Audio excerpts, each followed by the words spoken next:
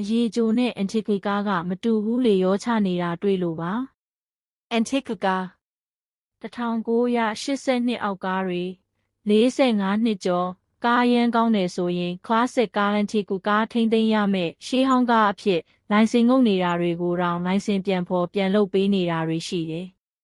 အများစုက brand မြင့်ပြီးဈေးထဲမြင့်တဲ့ collector ကားတွေ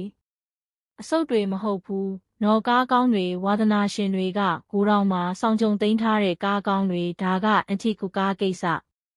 အရေးကြိုကအရေးကြိုရမယ့်ကားကယခုနှစ်ဆိုရင်2006အထိပေါ့နှစ်ဆက်ကျော်နေတဲ့ကားတွေကိုပြောတာပါအများစုကဂျမတွေပေါ့အန်တီကူလိုလဲရှေးဟောင်းမဖြစ်သေးဘူးအခုခေတ်ပေါ်မော်ဒယ်မြင့်နီးပညာမြင့်ကားလည်းမဟုတ်ဘူး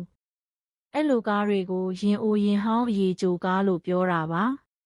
အန်တီဖြစ်ချင်ရင်လမ်းပေါ်ထုတ်မစည်းနဲ့တေချာကောင်းအောင်ပြင်ပြီးအိမ်မှာနောက်20လောက်ဆောင်ကြုံသိမ်းထားဖို့ကိုကားက brand မြင့်နေရင်ဒီနီးလန်းရှိတာပဲ